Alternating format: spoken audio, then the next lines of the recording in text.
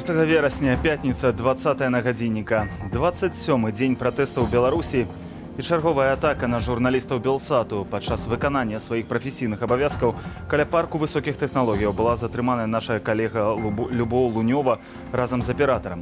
Што праўда, пазней іх вызвалілі, але факту гэта не мяняе. Значыцца, казаць пра нейкую свабоду слова ў Беларусі не выпадае. Пра гэта будзем гаварыць у нашым сённяшнім выданні, а пакуль да іншых тэмаў. Зварот да ўсяго свету. Супрацоўніцтва з рэжымам Лукашэнкі азначае падтрыманне гвалту і парушэнняў правоў чалавека. Упершыню ў гісторыі Савет бяспекі ААН сабраўся з-за Беларусі. Дзяржаўныя прафсаюзы маўчаць, створым свае. Мы будем збіраць усе гэтыя заяўкі, аб'ядноўваць людзей па настаўнікаў да настаўнікаў, студэнтаў да студэнтаў, журналістаў да журналістаў. Я написала рапорт, чтобы уволиться по собственному желанию. Усё больш беларусаў пакідаюць дзяржаўныя месцы працы праз беззаконне, што чыняць улады.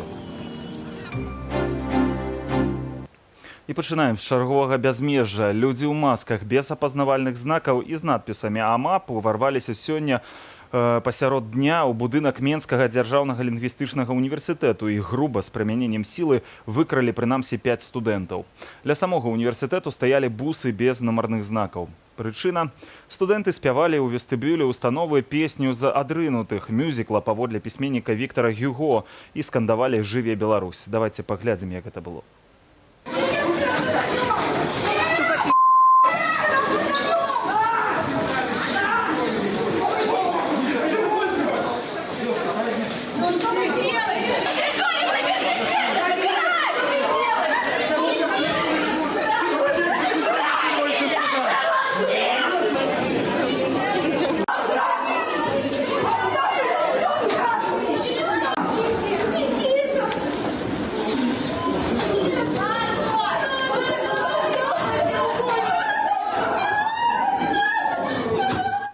Шэраг кіраўнікоў універсітэту, дарэчы, стаялі і назіралі за гэтым усім спакойна, абсалютна, спрабавалі датэлефанавацца да рэктара, але самі не ўмешваліся у вось гэтую захоп сілавікамі студэнтаў.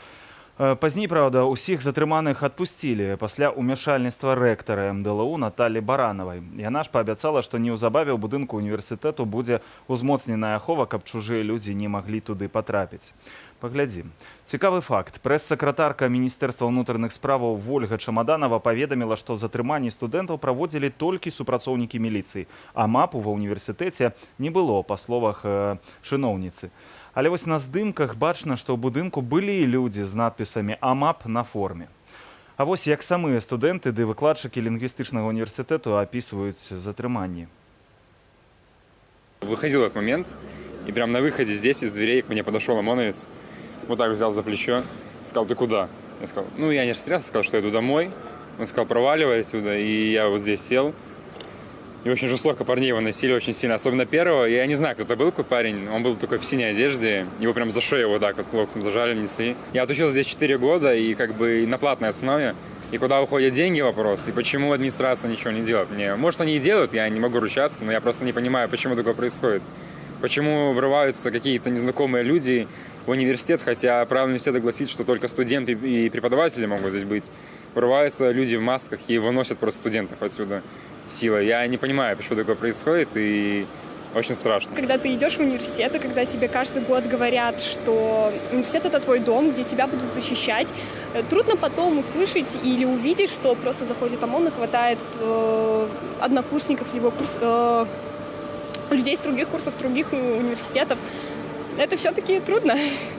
И даже тогда, когда ты вроде как ходишь каждый день, уже пропадает желание посещать пары, и твоя голова забита совершенно иными вещами. Декана факультета была такая ехидная улыбка, как будто это он вызвал ОМОН. Я не понимаю, почему в нашем универе задерживают студентов, а универ не старается им помочь. Причем это студенты-платники, за чей счет администрация и живет. после того, как запустили в университет. Тех, кого запустили, я здесь больше работать не хочу и не собираюсь. Заявление на увольнение уже написано. Я вижу, что изменения просто уже необратимы, что весь цивилизованный свет стал на нашу сторону. Никакие переговоры Лукашенко с Путиным и никакие действия темных сил уже не помогут, потому что народ восстал, дух свободы, дух честности, правды, справедливости, он здесь есть. Рэши, хочу нагадаць, што Беларусь моцна імкнецца быць часткай балонскага працэсу універсітэцкага. А вось у краінах, дзе універсітэты, якіх далучыліся ўжо да балонскага працэсу, міліцыя не мае права проста так, без дазволу ўлады універсітэтаў увайсці ў будынак ці ўвогуле нават на тэрыторыю, напрыклад, інтэрнат вось гарадка, там універсітэцкага гарадка. Вось у Беларусі, аказваецца, ўсё магчыма, а таму, я думаю, еўрапейскія і ўвогуле калегі з усяго свету будуць сачыць, назіраць за гэтымі падзеямі і рабіць адпаведныя высновы. Сёння ж пасля 2 начэй за кратамі на свабоду выйшлі ўсе журналісты, затрыманыя 1 верасня падчас акцыі пратэсту. Андрэю Шаўлюгу, Надзеі Калінінай, Алексею Суднікаву, Святаславу Зоркаму, Мікіту Недаверкаву і Марыі Эльшевіч далі па 3 сотняў арышту. Аднак з улікам часу перабывання на Акрэсцінай у пастаронку тэрмін арышту для іх скончыўся. Были у ребят похуже. Меня посадили, вначале мы были с Никитой Недоверковым в одной камере вдвоем, 5-местной. Дальше посадили меня в 2-местную камеру одного. Ребят посадили в 5-местные, 6-местные. И там в 12 часов ночи к ним просто вломились ЛТПшники. Соответственно, со всем этим тюремным юмором и со всем остальным. Вот. Мне как-то поспокойнее было. Единственное, что комната была прохладнее. Вот. Встретили там в тюрьме Дудинского к окну. Как они? Нормально. Да. Дудинский, вот я сейчас, получается, забирал вещи. Дудинского подселили в мою комнату. Он в 2-местной комнате, камере один. 6 журналістаў Тутбая, Белапан і Камсамольскай праўды абвінавацілі не толькі ва ўдзеле ў несанкцыянаваным мерапрыемстве, але і ў каардынацыі пратэсту, хоць тыя выконвалі прафесійныя абавязкі, ды былі ў камізэльках з надпісам «Прэса». Пазаўчора ўсе справы адправілі на дапрацоўку ў РУС, а ўчора яны так і не дайшлі да суда. Журналісты ўвесь час заставаліся за кратамі, а іх калегі напярэдадні зладзілі акцыю салідарнасці ў сталіцы.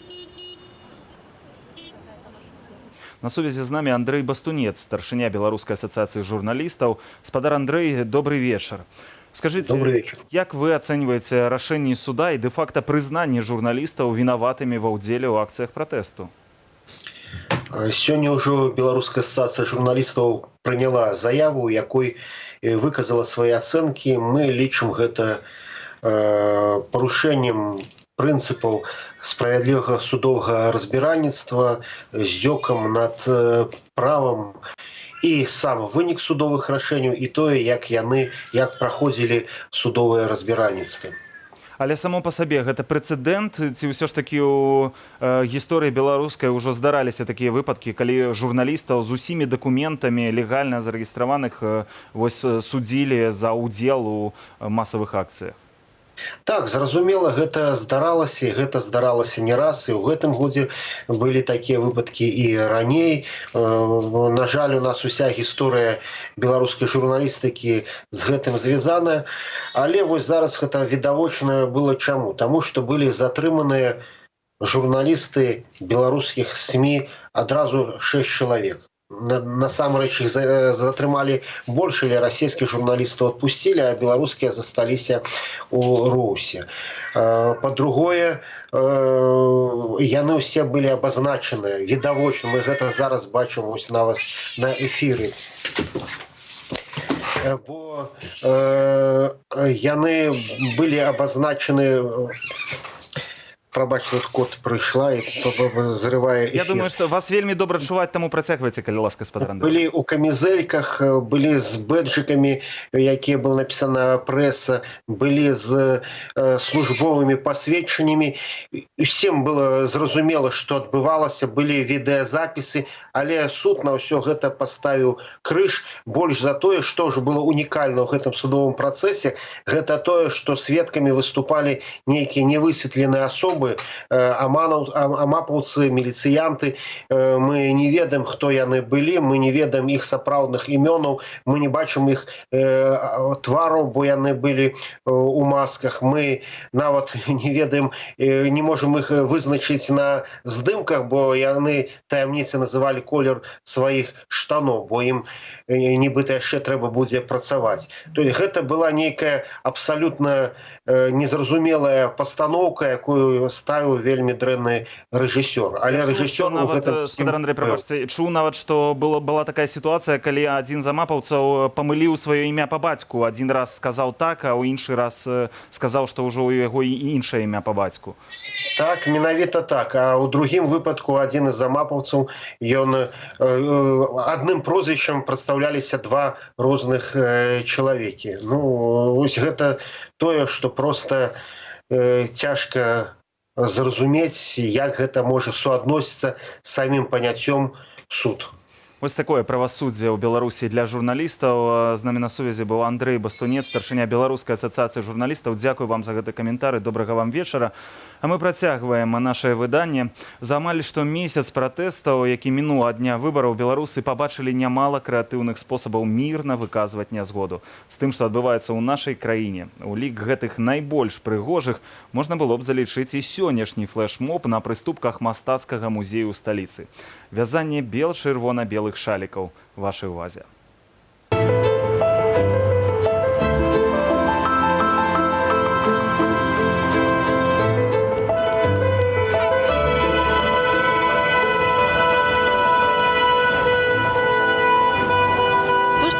То, что мы мирные люди, то, что мы не маргиналы, не овцы, не быдло. Мы нормальные женщины, якія умеюць вязать и варыць борщи с большим удовольствием. Как не, извините, я не очень хорошо знаю белорусский. Вот. И просто чисто по-человечески мы люди, мы нормальные люди, а не просто тем, кем нас представляет правительство.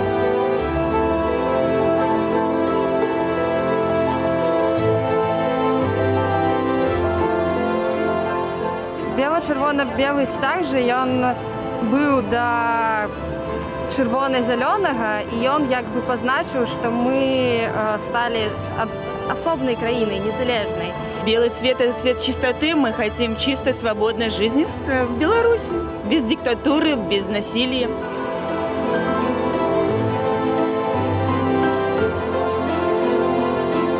Мы здесь, по большому счету, без плакатов, но все и так знают по этим цветам, потому из чего мы вяжем, каких цветов. Все знают, для чего мы здесь, чего мы добиваемся. Все это знают, все это понимают. Мы хотим, чтобы весь Минск был заполнен этим символом чистоты, свободы и независимости.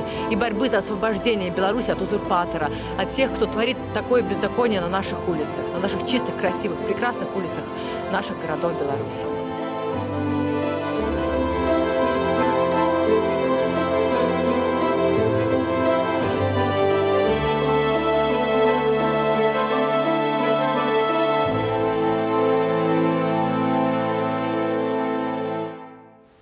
Трэшы застаюцца неабыякавымі да паслявыбарчай сітуацыі ў Беларусі і шэраг беларускіх спартоўцаў. Вось чытаю, што ўжо агулам больш за 400 асобаў паставілі свой подпіс пад зваротам да Александра Лукашэнкі. Гэта спартоўцы, трэнеры, профільныя журналісты. Мы ўжо рабілі інтэрв'ю з некаторымі з іх, і мой калега Дмітрий Суханович працягвае гэта рабіць далей. І сёння ён паразмаўляў з капітанам нацыянальнай зборнай Беларусі, бронзавай прызёркай чэмпіянату Еўропы 2007 года, удзельніцай алімпійскіх гульняў 2008 года Кацярынай Сныцінай. Екатерина, добрый день. И для начала давайте проясним для наших телезрителей теперешнюю вашу судьбу. Я знаю, вы находитесь в Турции. Ну и расскажите про клуб, как готовитесь к сезону. Готовлюсь, в принципе, в обычном режиме, только с той разницей, что последний раз в баскетбол я играла месяцев 5 назад. Поэтому я здесь с начала августа. Обычно я так рано в сезон не приезжаю, но из-за такого длительного перерыва я решила, что надо ехать как можно раньше на начальный сбор, чтобы тело было готово к таким нагрузкам, которые меня ждут в сезоне. Вот, поэтому, в принципе, все как обычно, только тяжело. Ну а как на вас повлияли вот недавние события в нашей стране, скажем так, после президентских выборов? Мне было непонятно, если честно. Первые несколько дней после голосования я смотрела Инстаграм, читала новости, и мне просто не верилось. Мне казалось, что это где-то в другой стране, то, что происходило, это было что-то, какая-то фантастика для меня лично. Видеть видео с наших улиц, наших мирных улиц, из центра города, где люди просто разбегаются в ужасе, убегая от собственного ОМОНа, от собственной полиции. Смотреть на это было, конечно, ужасно. Ну вот уже более 400 спортсменов, включая там тренеров, специалистов, журналистов, подписались под открытым письмом с требованием к властям, вот включая вас. Мы хотим быть вместе, мы разделяем одну точку зрения, что все, что происходит сейчас в стране, это неправильно. И вы видите, очень много объединений, врачи, рабочие, студенты, учителя, все объединяются, у всех какие-то инициативы. Поэтому спортсмены просто не могли остаться в стороне. 400 человек, я считаю, это еще маловато нас, если так считать. Я еще раз повторю, что лично на меня пока еще никто не давил. Но я знаю, что идет... Я сейчас, так как меня нету в стране, меня нету именно там, и мне лично это ничего не приходит, я могу только комментировать, что я слышу, что до меня доносят другие люди. То есть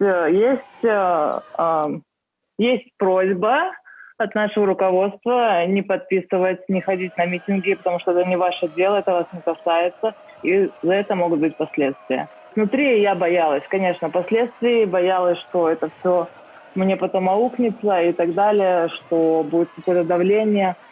Но я поняла, что молчать об этом невозможно. Как вы думаете, в чем заключается факт, что тысячи людей просто выходят на улицы своих городов? Когда людей обманули с этим, с 80% голосов. Мне так кажется, по крайней мере.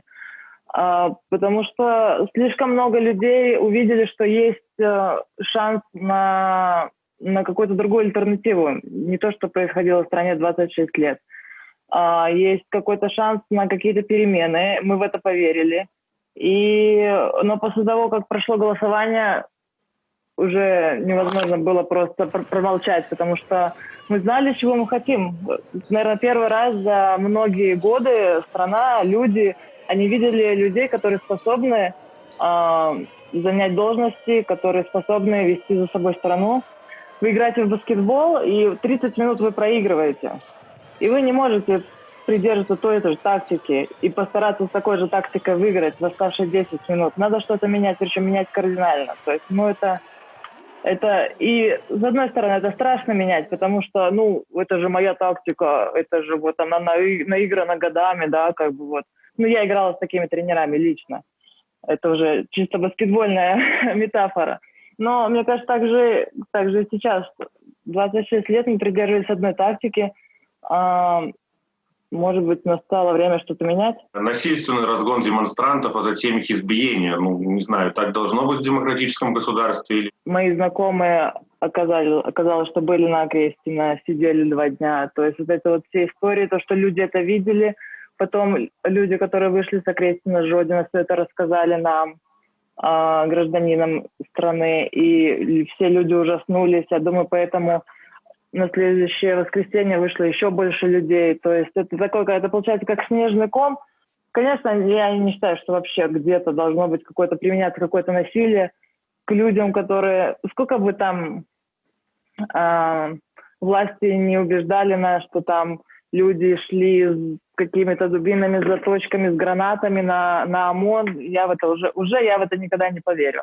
Вот. Но вы сами видите, женщины с семьями выходят с цветами, с плакатами, и все равно идут какие-то задержания.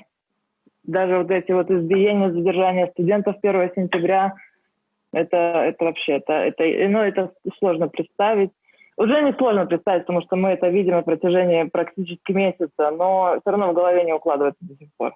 Многие призывают к забастовкам. А на ваш взгляд, это выход из теперешней ситуации или нужно что-то другое? Каждая инициатива, каждая группа как-то пытается влиять на ситуацию со своей стороны. И на данный момент, забастовки — это то, что, я вижу как решение сделать что-то со своей стороны. Спорт всегда считался вне политики, однако ясно, что это не так. Ваше мнение по этому поводу?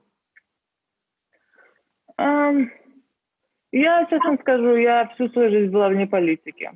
Меня спрашивали какие-то вопросы, то есть даже если что-то случалось в моей стране, и мне задавали на конференциях, или мне друзья спрашивали, а что там у вас происходит, я говорила, если честно, я не знаю. Но здесь это перешагнуло, когда я читала все эти статьи о этих зверствах на Крестина, о изнасилованиях, то есть об этом дурдоме, это уже перестало быть спорт вне политики. Я человек, я не могу просто так на это смотреть и знать, что это происходит в моей стране. Поэтому спорт вне политики не для меня. Теперь я в политике, не знаю. И в конце разговора, что можно или нужно сделать для объединения нашей нации? Я считаю, что наша нация уже объединена. Просто нам надо не сбавлять обороты. Каждая группа, те же спортсмены, врачи, учителя, рабочие, все должны объединиться сначала в свою инициативу, потом это все мы объединим все вместе, и мы будем продолжать пытаться изменить что-то в своей стране, потому что я считаю, мы это заслужили. Столько прекрасных людей на улицах. Я сама из Заводского района, то есть я всю свою жизнь живу в Заводском районе, и уже много лет, просто даже выходя на улицу, я не вижу счастливых людей.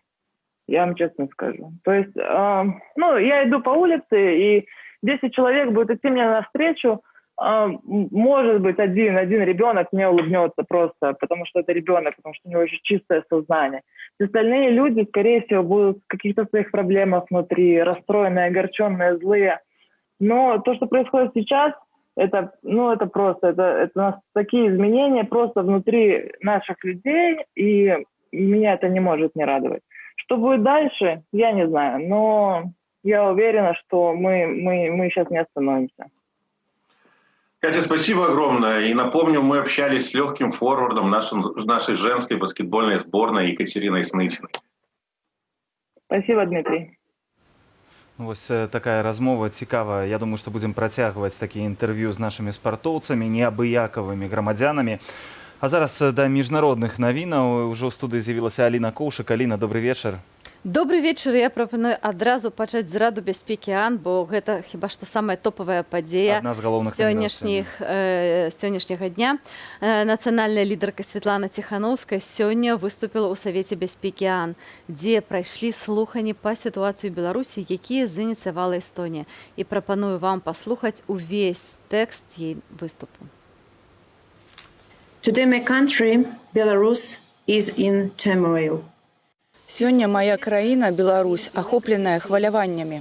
Мірных пратэстоўцаў незаконна затрымліваюць, збіваюць і саджаюць у турму. Самі пратэсты пачаліся пасля цынічнай і грубай спробы Лукашэнкі скрасці галасы людзей. Патрабаванні народу простыя. Неадкладнае спыненне гвалту і пагрозаў з боку рэжыму, неадкладнае вызваленне ўсіх палітвязняў і свабодныя і справядлівыя выбары. Ёсць толькі адна перашкода для выканання гэтых патрабаванняў. Гэтая перашкода – гэта спадар Лукашэнка, чалавек, які адчайна чапляецца за ўладу і адмаўляецца слухаць свой народ і ўласных дзяржаўных чыноўнікаў. Народ не можа і не павінен быць закладнікам прагі да ўлады аднаго чалавека. І не будзе. Беларусы прачнуліся. Пункт незвароту пройдзены. Гэта выяўляецца ў цяпер ужо штодзённых дэманстрацыях соцень тысяч людзей па ўсёй Беларусі, нягледзячы на жорсткасць міліцыі і непрыхаваную непавагу да беларускіх законаў і міжнародных нормаў. Гэта выяўляецца ў страйках найбуйнейшых заводаў і дзяржаўных кампаній у Беларусі, нягледзячы на запалохванне, а ў некаторых выпадках і незаконныя звальненні. Гэта выяўляецца ва ўсіх пластах нашага грамадства, усяго палітычнага спектру, якія патрабуюць адну і тую самую рэч. Рэжым Александра Лукашэнкі маральна збанкрутаваны, юрыдычна сумнеўны і проста недапушчальны ў вачах нашага народу. Арганізацыя Аб'яднаных Нацыяў была створаная як афіцыйны орган усёй міжнароднай супольнасці з мэтай спрыяння і заахвочвання павагі да правоў чалавека і асноўных свабод для ўсіх. У 1945 годзе Беларусь была адной з заснавальніц ААН. Цяпер нам, беларускаму народу, патрэбная дапамога Арганізацыі Аб'яднаных Нацыяў, каб спыніць грубыя парушэнні правоў чалавека і цынічную непавагу да чалавечай годнасці ў цэнтры Еўропы. Мы просім Арганізацыю Аб'яднаных Нацыяў асудзіць ужыванне празмернай сілы беларускімі спецслужбамі супраць пратэстоўцаў. Мы прапануем склікаць спецыяльную сесію Рады ААН у пытаннях правоў чалавека для абмеркавання сітуацыі з правамі чалавека ў Беларусі. Мы заклікаем ААН накіраваць у Беларусь неадкладную міжнародную маніторынгавую місію для дакументацыі сітуацыі на месцах. Мы патрабуем дазволу на ўезд і свабоднае перамяшчэнне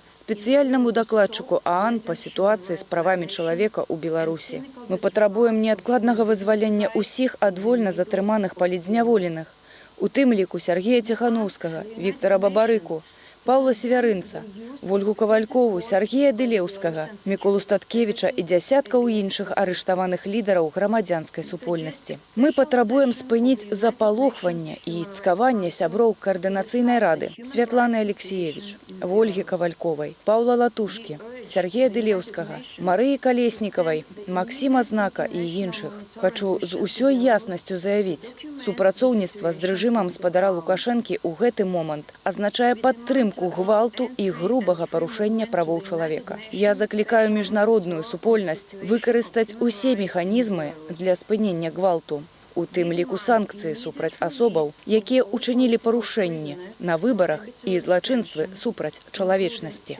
Разам з тым падкрэсліваю, што Лукашенка больш не прадстаўляе Беларусь. Беларусы гэта законапаслухмяныя, мірныя і адказныя людзі з высокім пачуццём асабістай і калектыўнай годнасці. Яны дэманструюць гэта кожны дзень, кожны момант за апошнія тыдні. Мы гатовыя і адкрытыя для дыялогу з усімі бакамі і усімі краінамі, якія паважаюць суверэнітэт і тэрытарыяльную цэласць Беларусі. Дзякуй. За права на страйк сёння ў Гаазе галандскія прафсаюзы зладзілі акцыю ў падтрымку прафсаюзаў буйных прадпрыемстваў Беларусі, бо кожны працоўнік мае права на страйк. Нідерландцы і нераўнадушныя беларусы пратэставалі ля амбасады нашай краіны. Як гэта было, прапаную паглядзець наш наступны матэрыял. Лукашенко трибунал! Лукашенко трибунал!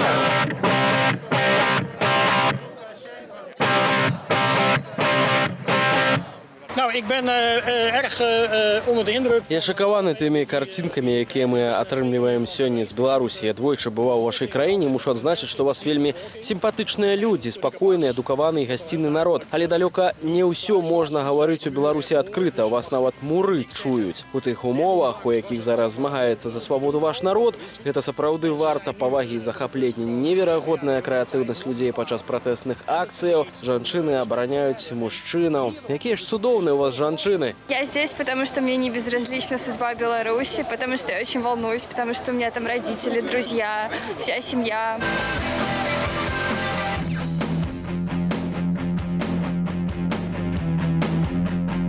Усе ўзрушаныя сітуацыі, якая зараз адбываецца ў Беларусі, і галандскія прафсаюзы і шмат хто галандцаў, яны не могуць спакойна глядзець, что отбывается гвалт и знішение свободов. Я хочу поддержать протесты в Беларуси, которые сейчас происходят, чтобы люди знали, что они не одни стоят в этом. То, что с ними полмира, пытаемся всякими акциями поддержать белорусов вне Беларуси.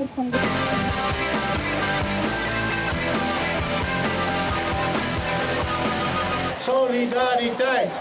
Hun strijd, onze strijd, internationale. А ўжо зараз на сувязі наш калега Олег Сіліч, які пабываў на гэтай акцыі, зараз знаходзіцца ў Газе. Алесю, як прайшло сённяшняе мерапрыемства? По-перше, скажу, вот литерально, Алина, 3 секунды тому проезжал человек на машине, посигналил, показал мне вот это. Я забыл, что я в Нидерландах, в Азии, подумал, что в Минску. За этой великая солидарность нам настолько сегодня добро отчувалась. Пришло несколько десятков голландцев, которые выступали, выказывали слово подтримки у тим подіям, які зараз відбуваються, тим людям, які сьогодні роблять, створюють білоруську націю в Білорусі. Була написана адмысловая петиція, яку спробували передати амбасадору, але амбасадор не вийшов. Некая мовкливая рука висунулася, взяла петицію, і двері зачинилася прямо перед носом. Як ви чули у сюжеті, головне сьогодні сканування було під час акції «Лукашенко трибунал». До речі, ось за моєю спиною якраз знаходиться той самий знакомитий Гаагський воєнний трибунал, де був осуджений зовсім недавно і безславно скончив своє життя былий сербський президент і признаний воєнний злочинець Слободан Мілошевич.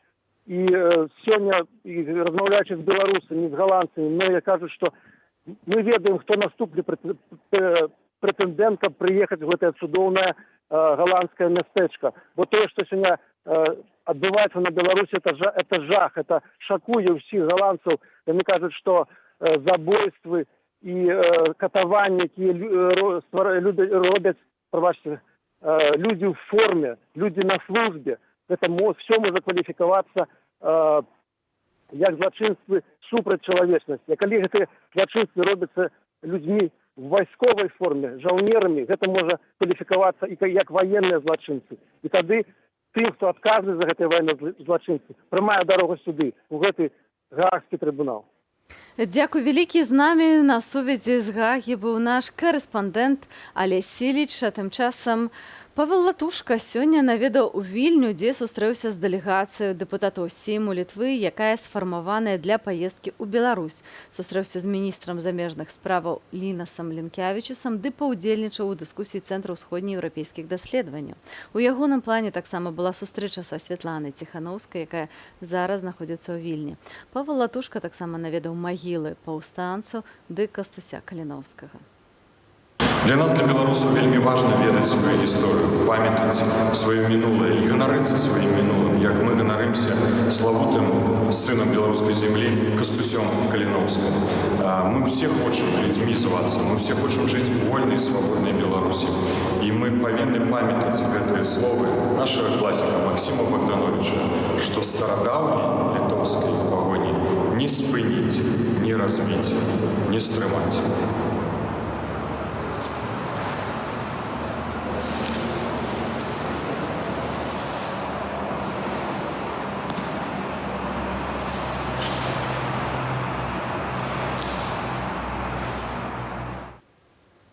А сёння Кіеў расказаў аб сваёй стратэгіі адносна Беларусі. Паводле міністра замежных справаў Дмітрыя Кулебы, Украіна будзе падыходзіць да беларускага крызісу выключна з нацыянальных інтарэсаў. Па-першае, гэта нацыянальная бяспека, другое, абарона ўкраінскіх грамадзян на тэрыторыі Беларусі, а трэцяе, абарона эканамічных інтарэсах у дачыненнях з Беларусю.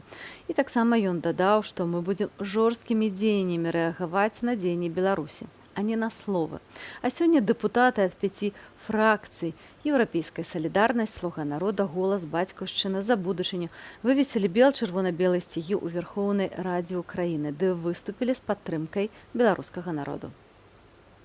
Мы верим, что в найближайший час над парламентом Беларуси залунае бел-чырвона-белы сцяг. Сябры, мы з вами. Сёння вы змагаецеся не просто за свободу ды дэмакратыю, а за само існаванне вашай краіны. Дыктатар Лукашенко злівае Беларусь Путіну.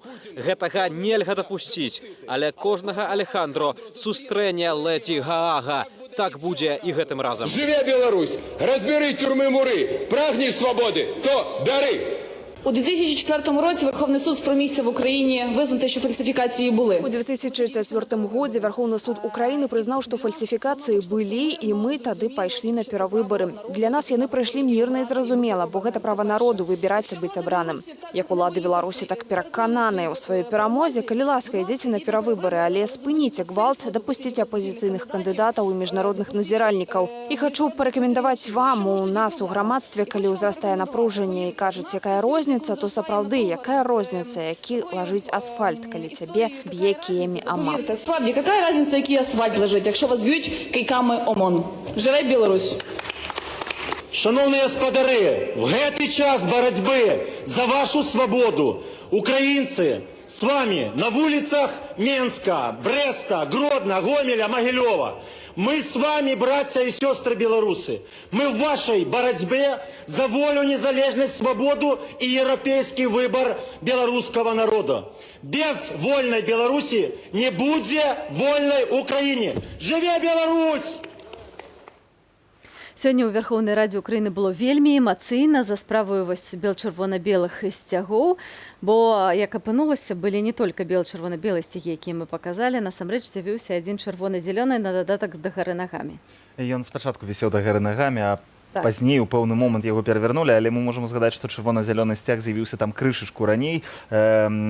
Кум вядомы Пуціна, Владзіміра Пуціна, Медведчук, дэпутат Украінскай рады і таксама чалавек, які прылятаў у Менск неаднаразова перад выбарамі, сустракаўся з Александром Лукашэнкам. Некалькі дзён таму таксама ў радзе вывесіў вось гэты чырвона-зялёны сцяг перад паседжаннем. Я думаю, што вось тое, што мы бачылі, гэта была рэакцыя на гэта, але гэта тады выглядала даволі смешна, таму што стаяла два дэпутаты рады, гэты самотны адзін чырвона-зялёны сцяг.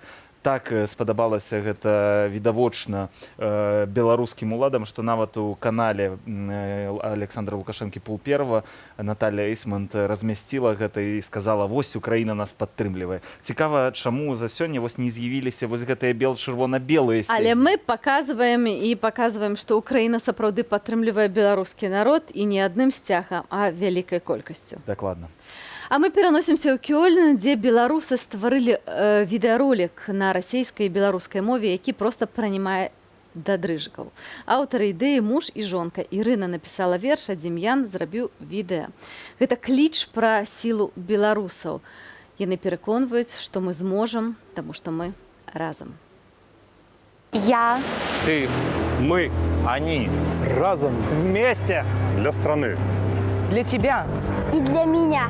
Вместе мы. Одна семья. Боль. И кровь. Обида. Крик. Для борьбы. Народ. Постиг. Силу. Мужество. И веры. Куполин. Платье. Белым. Белый. Красный. Белый. Флаг. Стук дубинки. И кулак. Плач. Протесты. Мирно. Дружно. Я гуляю. С нами. В службе. Можем. Вместе. В унисон. Забастовки. Обстачком. Хватит. Годе. Переможем. Мы. Любовь. А значит, Можем. Выбор наш. большинство. Не забудем никого. Не разбить. И не спынить. Не стрымать. Не одобрать. Разом. Будем поднимать. Разом. Разом. Разом.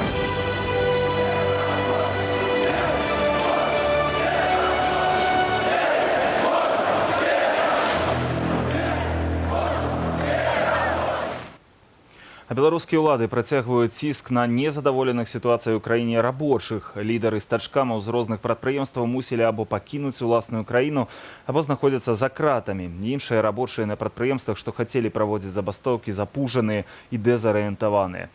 Праўладныя прафсаюзы маўчаць, але каардынацыйная рада ў супрацы з незалежнымі прафсаюзамі Беларусі выступілі з ініцыятывай стварэння прафсаюзу онлайн. Што гэта і якім чынам аб'яднанне зможа дапамагчы рабочым, запытаемся ў Александра Ярашука з Беларускага кангрэсу дэмакратычных прафсаюзаў. Добрый вечар, спадар Александр. Добрый вечар. Уласна, хацеў запытацца, якім чынам гэта ініцыятыва можа дапамагчы? Вось вы ўяўляеце, як яна можа дапамагчы рабочым справіцца вось з гэтым ціскам уладаў і маўчаннем прафсаюзаў, якія прадзяржаўныя, праўладныя сёння прафсаюзы? Ну, я хочу, по-перше, удокладнить, что не так уже и запуженные там рабочие. Коли б яны были настолько запуженные, то, напевно, ніяких таких ініціатив, які ми сьогодні презентували, не могло бути. Покольки сьогодні відавочно запит з'явився на незалежний профсоюзний рух. Ось, і відавочно, що робочі освоюють науку, як їм заходить з державних профсоюзів. І менавіта з гэтай нагоди ось і з'явилася гэта ініціатива, тому що немало тих, хто зайшов і буде заходити, звісно, з державних профсоюзів, хотіли б уже зараз одразу приєднатися до незалежних профсоюзів. І, ведаєте, нас не так много, усього десь каля 10 тисяч чоловік, 4 суб'єкти. І, звісно, у нас невеликий апарат, і вельми тяжко було наладити ніякі комунікації з тими людьми, які заходять і хочуть прийти по приналежності там галіновій у свій незалежний профсоюз. І тому при допомозі волонтерів, що так само істотно, покольки вокруг нас зараз з'явилося немало ініціативних людей, ось, які імкнуться допомагати нам. Ось з їх допомогою з'явилася ця ініціатива. І мета її скерована на те, щоб максимально спростити шлях для тих робочих, які бачать своє місце у незалежних профсоюзах, трапити по призначенню. Ось. І там вельми просто можна тільки, скажем, написати в цьому чат-боті, до якого профсоюзу вони хочуть приєднатися, і коли потрібно, то одразу з'явиться волонтер, який з ними сконтактує, і вельми хутко чоловік трапить до нас. Ще, напевно, важливо так само відзначити, що ми сьогодні, звісно, вельми хотіли б, щоб ось до нас приходили люди, і до нас приходять, але для нас усе ж таки саме головне зараз задачею бачиться то, щоб люди як мага хутчей виходили з державних профсоюзів. Тому що це ж не секрет, що ось сьогоднішня авторитарна, тоталітарна влада, можна казати, трималася, дякуючи у многим ось гэтай несучай конструкції у вигляді ФПБ державних профсоюзів. Ось і коли, насамрэч, вони будуть виходити, ми будемо вельми раді, що вони зробили гэты крок. І, звісно, ми абсолютно не супраць, каб яны приходили до нас. Я хотел только короткую ремарку, спадар Александр, дать на конт вось того, что рабочие запужаныя. Это словы одного з лідераў стачкамаў, які даў інтэрв'ю Тутбаю. Я просто спаслаўся па сутнасці на яго. Але вось ваша ініцыятыва, якая створаная, профсоюз онлайн, калі ўлады абвесцяць яе незаконнай, нелегальнай, як яны робяць з усім, што з'яўляецца зараз у Беларусі, партыя новая, нелегальна, незаконна не дазволім, координацыйная рада антызаконна, захоп улады і так далей. Вось без прызнання ўладаў вы зможаце запэўніваць функцыі прафсаюза, зможаце працаваць без як бы уценню? Слухайте, про якую мы наогул уладу кажам і про які закон.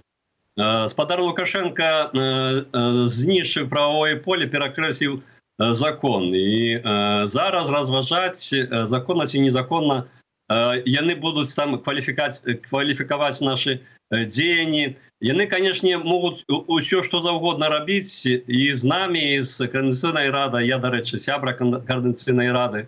Вось, але што яны зробяць з народам, 80% якога прагаласавала супраць Лукашэнкі, падтрымала новага прэзідэнта, вось, мы ж сваю легітымнасць і маю сілу, у тым ліку і Координацыйная рада, у тым ліку і незалежныя прафсаюзы бярэм менавіта ад народа, ад рабочых, якія так сама у абсалютнай большасці падтрымалі перамены, падтрымалі Святлану Ціхановскую. Таму мы спакойна глядзім у будучыню, што б там не адбывалася, это наш выбор, и коли мець на увазе, что кожны дзень штось адбываецца такое, і напэўна у бліжэйшую нядзелю таксама адбудзецца, што просто такую моц надае ўсім нам, што пасля гэтага казаць пра тое, што мы павінны баяцца таго, што нейкую нашу ініцыятыву там хтосьці палічыць незаконна і можа прыцягнуць да адказнасці. Яшчэ вялікае пытанне, хто хутчэй каго прыцягне да гэтай адказнасці, а ў канчатковым выпадку я нават не сумняваюся, што менавіта тых, хто сёння і вось гэты крывавы тэрор ажыццяўляе над беларускім народам, вельмі хутка прыйдзе час, што мы будзем прыцягваць да адказнасці. Спадар Александр, можа апошняе пытанне яшчэ. Усё ж такі забастоўкі ў Беларусі спыніліся. Вось гэты такі зрух пачатковы, які мы назіралі, ён спыніўся. Сёння ні на водным хіба што прадпрыемстве буйным ужо не адбываецца такой адкрытай поўнай забастоўкі, як гэта было у першыя дні пасля выбараў. Вось якім чынам тады вось гэты зыход з дзяржаўных прафсаюзаў можа змяніць сітуацыю, неяк кардынальна пераламаць? Гэта насамрэч две праблемы не так ужо паміж сабой і звязаныя. Што датычыць забастовак, то я насамрэч, і калі хтосьці пільна сачэў за тым, што я казаў, у свой час моя арганізацыя, ад пачатку лічылі, што няма той гатоўнасці, каб ажыццяўляць тыя страйкі, пра якія, напэўна, усе думалі. І наогул ажыццявіць агульнанацыянальны страйк вельмі цяжка нават у дэмакратычных краінах. Можа, за выключэннем Францыі, яны наогул, гэта іх нацыянальны від спорту.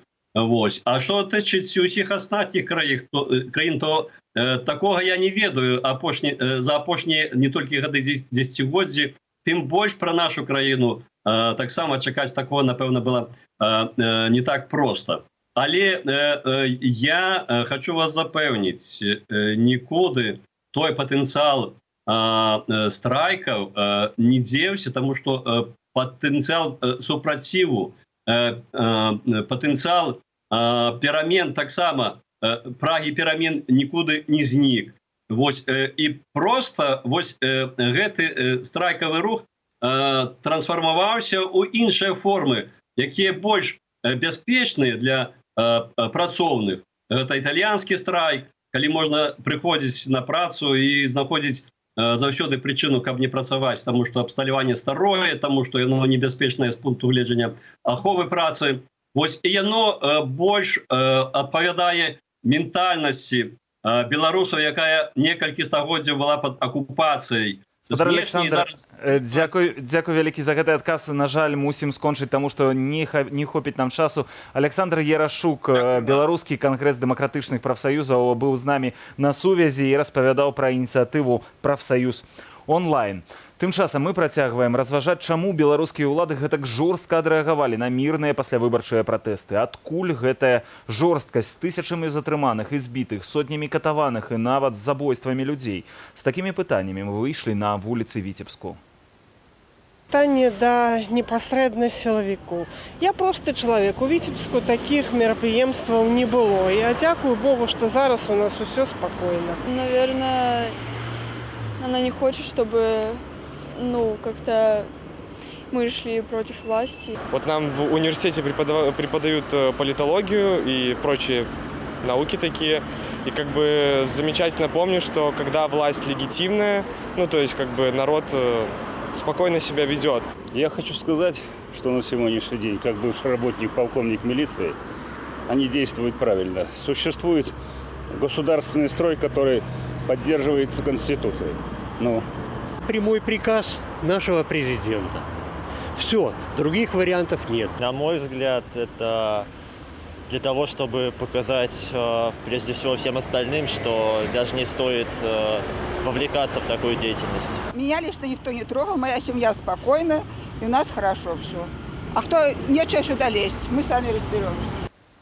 Адначасова працягваецца зыход беларусаў з розных дзяржаўных структураў. Чарговы прыклад прапаршчык Алена Смолдарова, якая шмат гадоў працавала па кантракце ў войсках супрацьпаветранай абароны, але пасля брутальных разгонаў і рэпрэсіяў супраць мірных пратэстоўцаў жанчына напісала рапарт аб звальненні.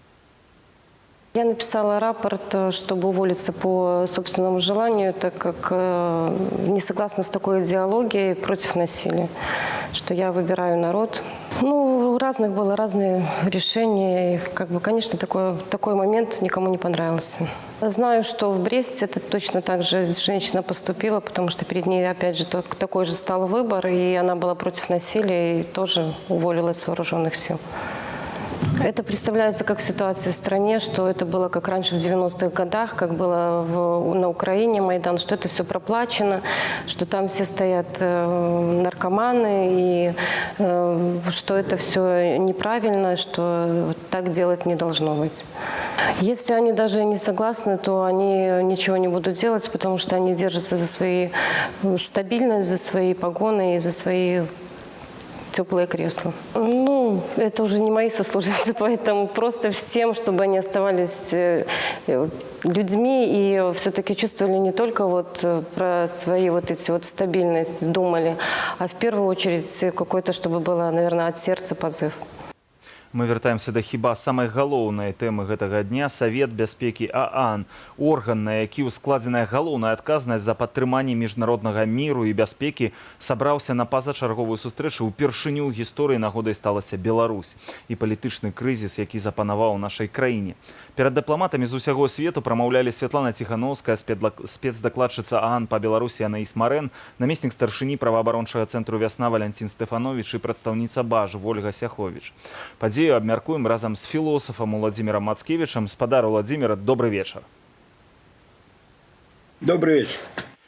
Скажите, як вам сам факт нават таго, што Рада бяспекі ААН абмяркоўвае беларускія падзеі? Такога ніколі не было ў гісторыі. Гэта важна, гэта незначна, на вашу думку?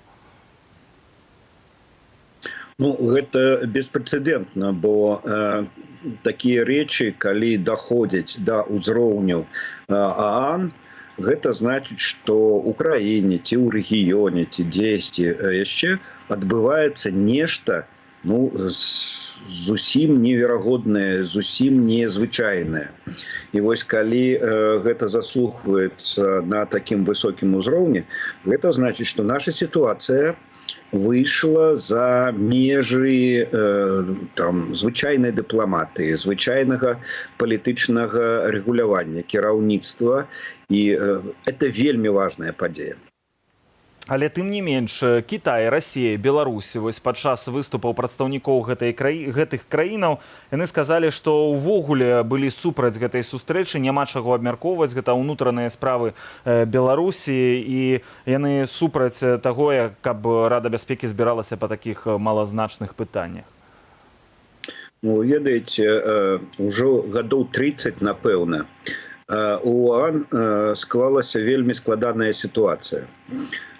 Китай и Россия, былы Советский Союз, як члены Рады бяспекі, ААН заўсёды займалі дэструктыўную пазіцыю, заўсёды абаранялі і ахоўвалі дыктатараў,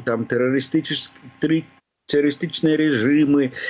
І Беларусь, калі у складзе Советского Союза яшчэ стала членам ААН, і потым і была час ад часу часовым членам Рады бяспекі, яна таксама займала заўсёды гэтую прарасійскую пазіцыю і блакавала прапановы дэмакратычных краінаў па навядзенню парядка ці там па абароне народаў ад дыктатураў і так далей. Кітай і Расія ў гэтым сэнсе дэструктыўныя члены гэтай арганізацыі, і да іх далучаюцца часам ну там диктаторские краины некоторые залежные от России, краины былых советских республик и так далей. Гэтая частка заўсёды блокуе гуманныя прапановы, дэмакратычныя прапановы. І з Арганізацыі Аб'яднаных Нацый гэта праблема цягнецца ўжо шмат гадоў. Так бы мовіць, што гэтая арганізацыя згубіла статус сапраўды нейтральнага і уплывовага агента, суб'екта нармалізацыі міжнародных стасункаў і надзвычайных сітуацыях у асобных краінах. Сёння ў Беларусі надзвычайная сітуацыя, і не дзіўна, што афіцыйны Мінск не ўдзельнічае ў рэгуляванні, бо сам стварыў гэтую сітуацыю. Вы так сціпла сказалі, што Беларусь сябра ААН. Ад самага пачатку я ўсё ж такі давайте пахвалімся. Беларусь сузаснавальніца Арганізацыі Аб'яднаных Нацый таксама была. А што б вы сказалі людзям, якія кажуць, але ААН ні на што не ўплывае. Вось гэтае рашэнне, гэта пусты гук. Ну, не зусім так. Сапраўды, я ж ужо казаў, што шмат якія дзеянні ААН беззубыя і невыразныя, і блакуюцца, рашучыя дзеянні блакуюцца цэлым шэрагам краінаў, дыктатарскіх краінаў, ізгояў там і так далей, бо ў ААН усе краіны маюць аднолькавы голас. Але, тым не менш, рэзалюцыя ААН, рашэнні, якія прымаюцца ААН, яны так ці інакш уплываюць на дзеянні іншых краінаў і саміх краінаў, адносна якіх яны прымаюцца. Таму, калі Анаіс Марін, напрыклад, вельмі дасведчаны ў беларускіх справах чалавек, атрымае дазвол нарэшце прыехаць сюды, калі будзе створаная місія, пра якую гаворыць Светлана Тихановская, і таксама прыедзе ў Мінск Беларусь для маніторинга, гэта будзе хоць невялічкая, але вельмі істотная дапамога з боку ААН для нас. Спадар Владзімір, дзякуй вялікі за гэты каментар. Владзімір Мацкевіч, філосаф і метадолаг, быў з намі на сувязі. Добрага вам вечару. І напрыканцы выдання яшчэ гарачае прывітанне Александру Лукашэнку і ягонаму атачэнню ад нідэрландскіх актывістаў. Вашай увазе відэазамалёўка Гаагскага суда, у якім адбываецца знакаміты Гаагскі трыбунал. Я ж на гэтым з вамі развітваюся. Зычу вам добрага вечара, беражыце сябе і сваіх блізкіх і заставайцеся з Белсатам.